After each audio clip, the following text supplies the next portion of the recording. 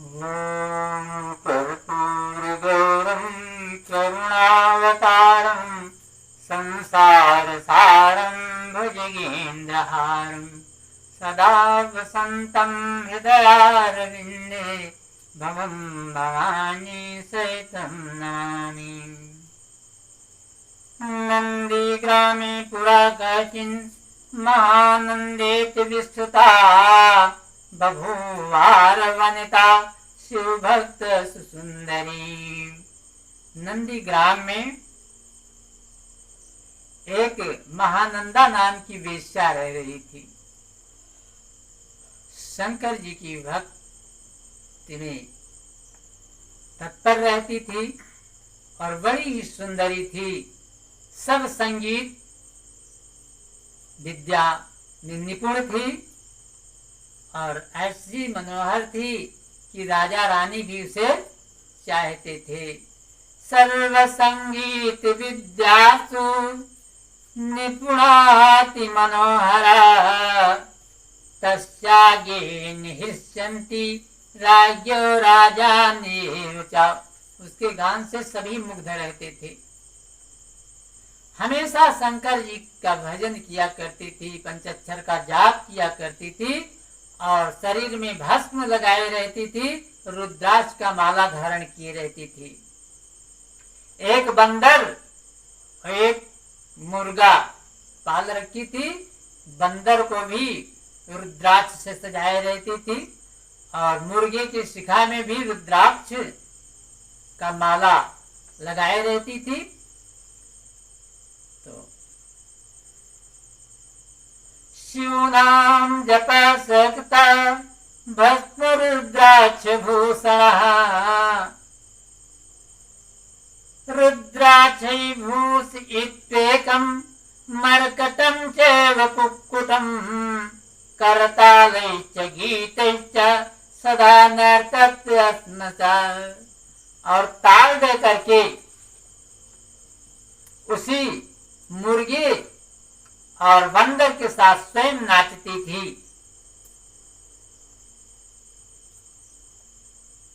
हमेशा शंकर जी की जप में तत्पर रहती थी। एक दिन शंकर जी ने विचार किया कि इसकी परीक्षा लेनी चाहिए।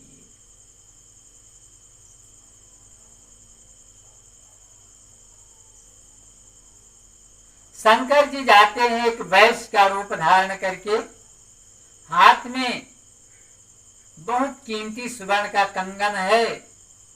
कंगन को देख करके महानंदा वेश्या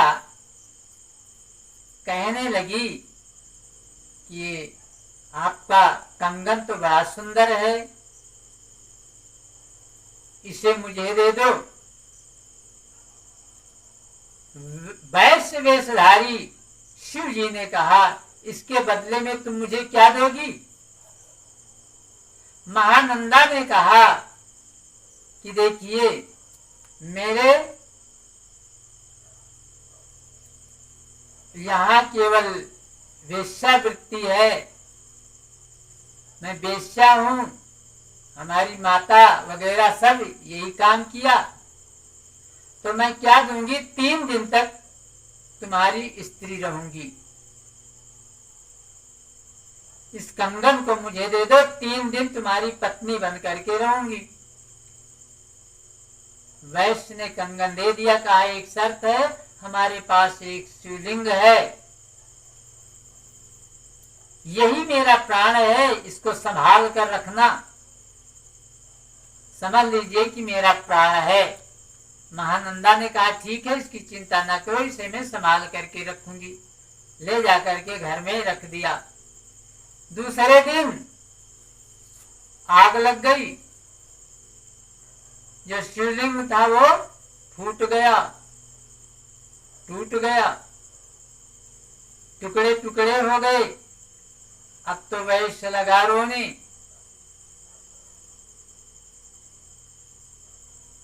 कि मेरा यही सब कुछ था और इसको संभाल नहीं पाई। चिता बनाया और चिता बना करके उसी में जल गया। अभी वेश्या सोच रही है महानंदा कि मैं 3 दिन के लिए इस वैश्य की पत्नी बनी थी, आज दूसरा ही दिन है और मैं इनके शिवलिंग को संभाल नहीं पाई, इसलिए उसने प्राण छोड़ दिया। तो आज तो मैं उसकी स्त्री हूं, मेरा कर्तव्य है, मेरा धर्म है कि मैं भी सती हो जाऊं उसके साथ। ऐसा विचार करके चिता तैयार किया और आग लगा करके जब उसमें बैठती है जलने के लिए, सती होने के लिए कि मैं भी शरीर छोड़ दूंगी, तो उसी में से शंकर जी प्रकट हो गई। शंकर जी ने कहा मैं तुम्हारे ऊपर प्रसन्न हूं, तुम्हें जो कुछ वरदान मांगना हो मुझसे मांग लो। स्वर्ग का राज, पृथ्वी का राज, पाताल का राज, जो कुछ मांगना हो मांग लो। वो कहती है न मे वांछति भूमो स्वर्गे रसातले तो पादाम्बुजस्पर्श दन्यत किंचिन्न कामये।